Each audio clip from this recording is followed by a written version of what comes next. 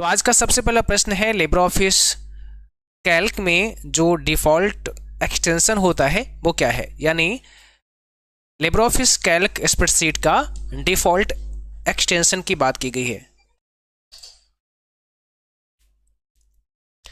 चलिए फटाफट से आप लोग एक बार शेयर कर दो, बाकी बच्चों तक भी क्लास को पहुंचा दीजिएगा। तो सभी तक आपको शेयर करना है क्लास।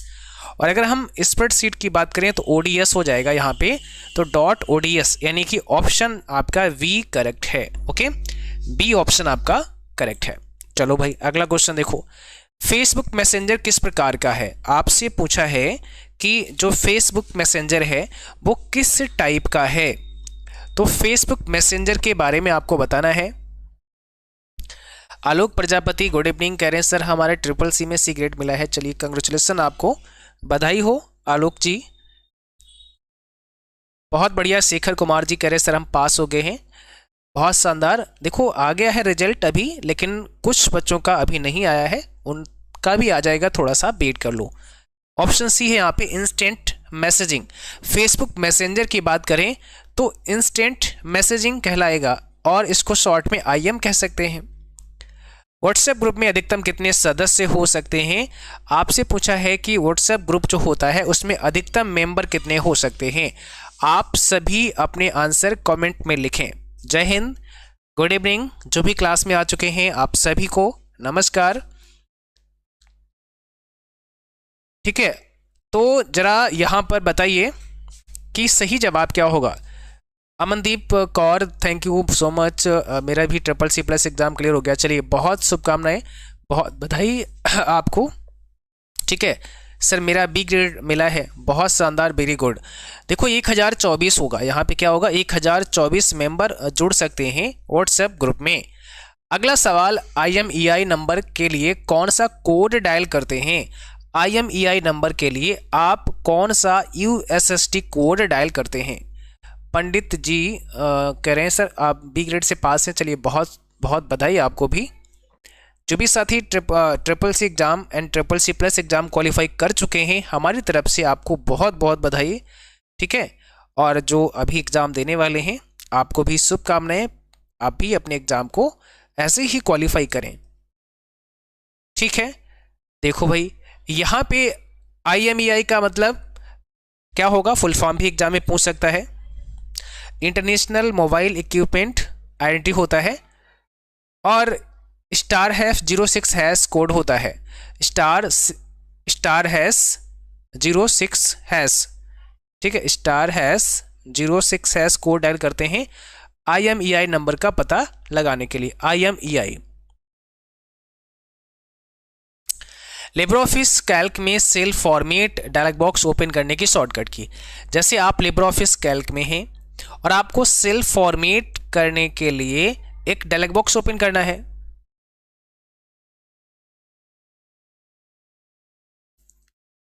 तो उसकी शॉर्टकट की क्या है। अमृता जी गुड इवनिंग, विनय गुड इवनिंग, और जयदीप मौर्य जी गुड इवनिंग। जो भी आ रहे हैं आप सबको गुड इवनिंग।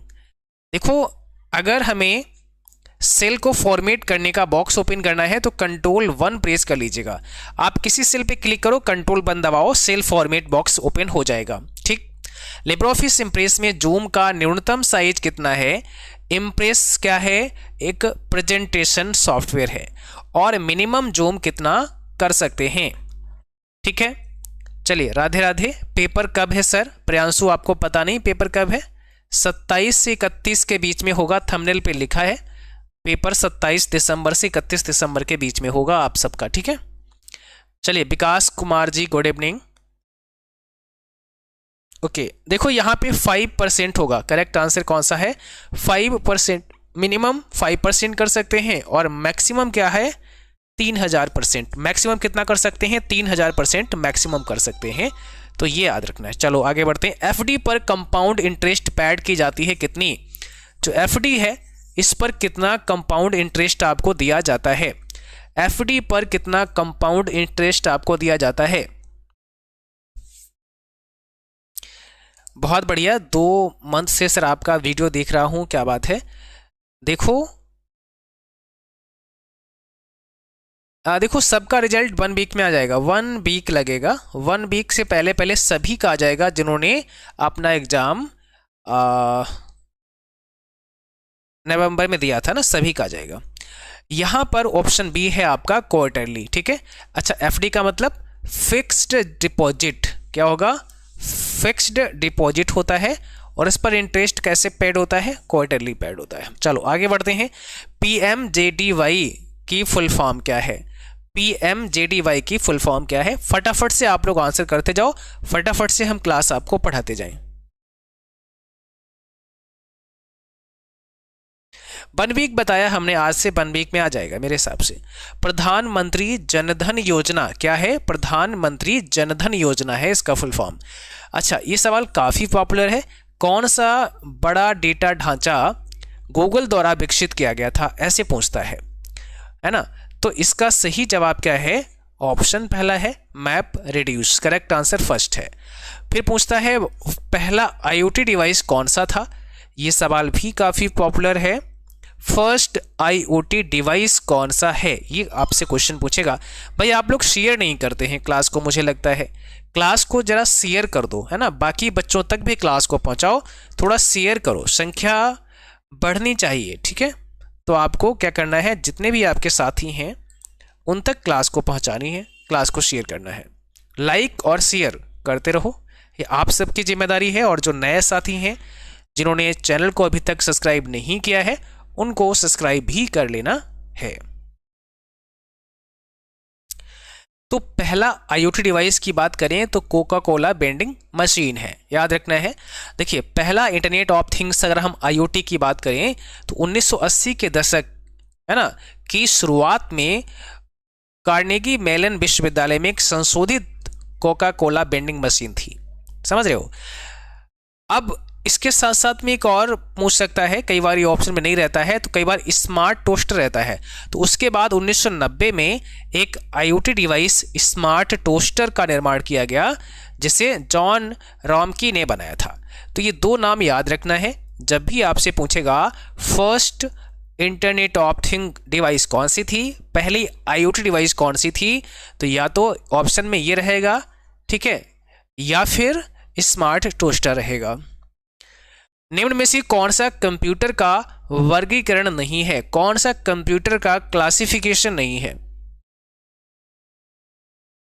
बिल्कुल आप सब पास होंगे। और आप सबको बताना चाहेंगे कि इससे पहले भी हमने CCC एग्जाम के लिए कई सारे क्लास कराए हैं और वो सभी आपके लिए हेल्पफुल है। ऐसा नहीं है कि केवल दिसंबर वाली सीरीज ही आप देखें, आप पीछे नवंबर की सीरीज देख सकते हैं, आप अक्टूबर की देख सकते हैं, सितंबर की देख सकते हैं, नो प्रॉब्लम। क्योंकि सभी जितने भी क्लास है ना, सभी में सेम सिलेबस की ही बात की गई है, कोई उसमें अलग सिलेबस नहीं पढ़ाया है।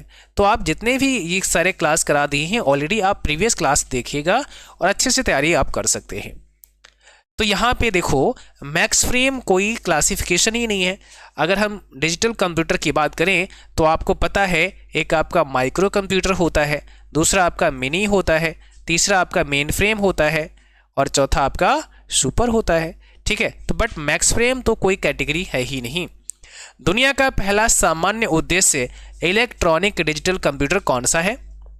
दुनिया का पहला सामान्य उद्देश्य इलेक्ट्रॉनिक डिजिटल कंप्यूटर कौन सा है?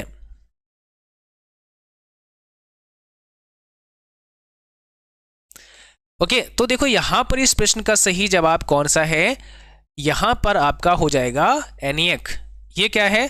दुनिया का पहला इलेक्ट्रॉनिक डिजिटल कंप्यूटर आप कह सकते हैं, सामान्य उद्देश्य के लिए, ठीक है। पर यूनिबैक जो है पहला इलेक्ट्रॉनिक, पहला कॉमर्शियल इलेक्ट्रॉनिक कंप्यूटर है। ये कॉमर्शियल शब्द यहाँ ऐड हो जाता है यूनिबैक के लिए। क्रॉप का प्रयोग किया जाता है। क्रॉप जो है ना, ये कब यूज होता है? क्रॉप शब्द से आप क्या समझते हैं?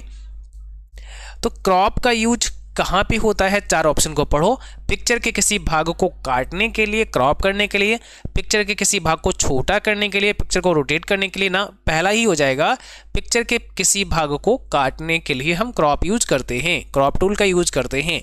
किसी टेक्स्ट का वह टुकड़ा जो सबसे ऊपर प्रिंट होता है, देखिए डॉक्यूमेंट में सबसे ऊपर, सबसे टॉप पे जो प्रिंट होता है उसको हम क्या कहते हैं।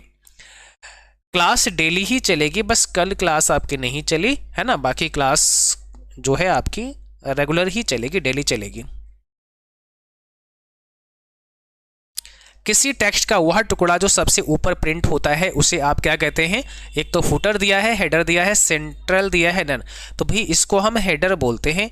टॉप पे जो प्रिंट होता है वो क्या होता है, हेडर होता है, एंड बॉटम में जो होता है वो क्या होता है, फुटर होता है। तो हम अपने डॉक्यूमेंट में हेडर एंड फुटर भी डाल सकते हैं। लिब्रे ऑफिस में स्प्रेडशीट क्या है, देखो अगर हम लिब्रे ऑफिस की बात करें और कोई आपसे कहे कि ये बताओ लिब्रे ऑफिस में स्प्रेडशीट जो है वो किस नाम से जाना जाता है, स्प्रेडशीट कौन सा सॉफ्टवेयर है, ये आपसे पूछ सकता है। जैसे कोई कहे आपसे कि MS ऑफिस में, ध्यान समझना, कोई आपसे कहे कि MS ऑफिस में स्प्रेडशीट कौन सा है तो आप तुरंत बता दोगे कि भैया एक्सेल है, एक्सेल स्प्रेडशीट है। कोई कहे MS ऑफिस में ये बताओ प्रेजेंटेशन कौन सा है तो आप कह दोगे पावर पॉइंट है, नो प्रॉब्लम। ऐसे कोई कहे वर्ड प्रोसेसर कौन सा है तो आप कह दोगे वर्ड है, ठीक है। बट लिब्रे ऑफिस में स्प्रेडशीट कौन सा है तो इम्प्रेस है, याद रखना है कौन सा है, इम्प्रेस है। लिब्रे ऑफिस में, अरे नहीं सॉरी, लिब्रे ऑफिस क्या पूछा है, लिब्रे ऑफिस में स्प्रेडशीट कौन सा है तो यहाँ पर कैल्क है, कौन सा है, कैल्क है, ठीक है। बट कोई कहे लिब्रे ऑफिस में प्रेजेंटेशन कौन सा है तो इम्प्रेस है, ठीक है। लिब्रे ऑफिस में वर्ड प्रोसेसर कौन सा है तो राइटर है। तो लिब्रे ऑफिस में स्प्रेडशीट की बात की गई है तो लिब्रे ऑफिस कैल्क हो जाएगा। निम्न में से कौन सा पेज मार्जिन बदलने के लिए प्रयोग करते हैं, पेज का मार्जिन आपको चेंज करना है तो पेज का मार्जिन आप कैसे चेंज कर सकते हैं।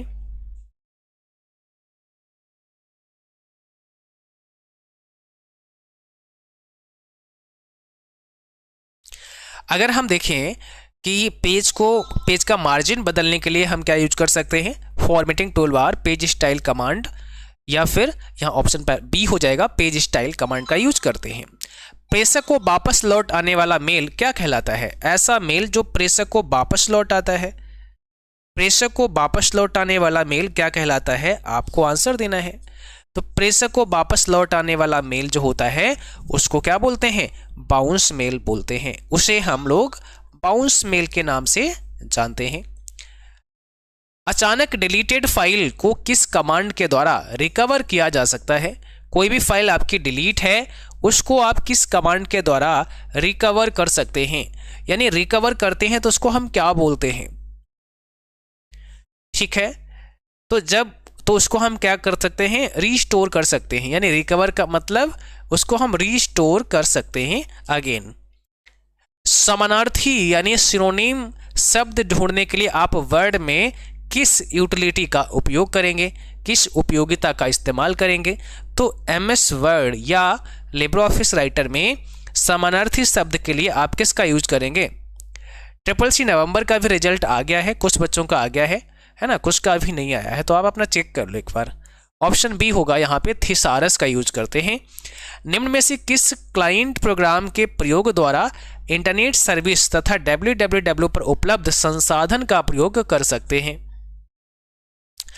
जो इंटरनेट पर है उसको देखने के लिए कौन सा क्लाइंट प्रोग्राम चाहिए, हमें ब्राउजर की आवश्यकता पड़ेगी। बस हमारे पास कोई ना कोई ब्राउजर होना चाहिए, उसकी मदद से हम क्या कर सकते हैं, जो भी इंटरनेट पर है उसको देख सकते हैं, उसको सर्च कर सकते हैं, ठीक है। अगला सवाल है NEGP का फुल फॉर्म क्या है, NEGP का फुल फॉर्म क्या है। देखो NEGP का मतलब है नेशनल ई गवर्नेंस प्लान, क्या है, national E governance plan. Option number C यहां पे करेक्ट होगा।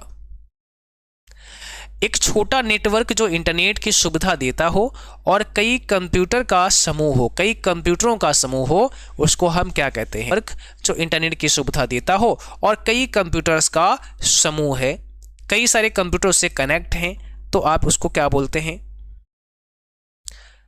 सी ग्रेड से पास हो गया अमित सिंह जी, चलिए बहुत बहुत आप सब के लिए बधाई। ओके, यहाँ पर इस प्रश्न का सही जवाब हो जाएगा, उसे हम होस्ट कह सकते हैं। क्या कह सकते हैं? होस्ट उसे हम कहेंगे, या सर्वर भी बोल सकते हैं। इंटरनेट ऑफ थिंग्स, ठीक है कैसा? कंप्यूटर नेटवर्क है, मशीन वर्ड है, फिजिकल वर्ड है, या ऑल? तो इंटरनेट ऑफ थिंग्स कैसा है? एक फिजिकल वर्ड है, एक ऐसा शब्द है जिसे छुआ मतलब इंटरनेट ऑफ थिंग जो चीज है ना, ये कैसी है? टच करने वाली है। एक हार्डवेयर आप कह सकते हैं, यह एक हार्डवेयर है, तो एक फिजिकल शब्द है, फिजिकल वर्ड है। कुछ वेब पेज जो स्वतंत्र रूप से स्वतंत्र पेन में विभाजित होते हैं कहलाते हैं, बताओ? टाइल्स, विंडोज, फ्रेम्स, या कुछ नहीं? तो 24 का आंसर आपको देना है कमेंट बॉक्स में। आंसर फटाफट से आपको लिखना है। क्या होगा? ऑप्शन नंबर यहां सी होगा, फ्रेम्स कहते हैं। क्या बोलते हैं? फ्रेम्स। ऑप्शन सी यहां पे राइट है। लिब्रे ऑफिस राइटर में पेज बॉर्डर लगाने के लिए किस कमांड का इस्तेमाल करना पड़ता है? आपको राइटर में पेज बॉर्डर अप्लाई करना है।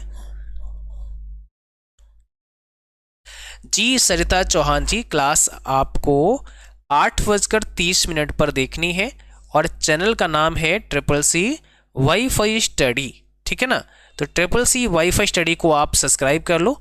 क्लास रेगुलर 8:30 पर आपकी होगी। समाप्त कल से ही हम मॉर्निंग में भी क्लास को स्टार्ट करेंगे, ठीक है, रिवीजन वाली। यहाँ पर पेज स्टाइल आपका राइट आंसर होगा। लिब्रे ऑफिस राइटर में फंट साइज को बदला नहीं जा सकता है। कह रहे हैं भाई फंट साइज तो चेंज ही नहीं कर सकते हैं, राइटर में फंट का साइज आप बदल ही नहीं सकते हैं।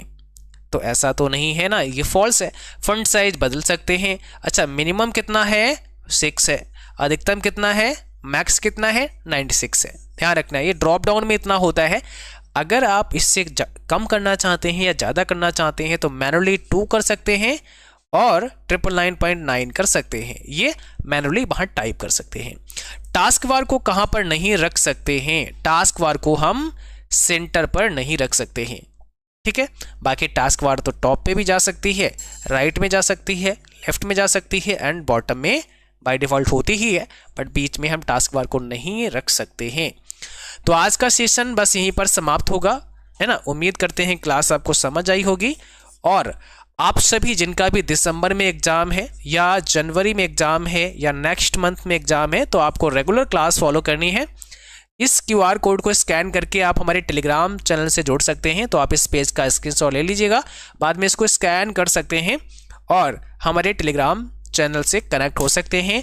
आज का PDF अभी तुरंत हम अपने टेलीग्राम पर शेयर कर देंगे, जहां से आप लोग डाउनलोड करके ये पूरी क्लास का PDF पढ़ सकते हैं, ठीक है। बाकी कोशिश रहेगी कल मॉर्निंग में भी हम क्लास आपको कराएंगे। तो मॉर्निंग और इवनिंग अब दोनों टाइम पे आपकी क्लास चलेगी, ठीक है। चलिए, लेकिन मेरा एक सजेशन आप सबके लिए है कि आप लोग प्रीवियस क्लास भी अवश्य देखें।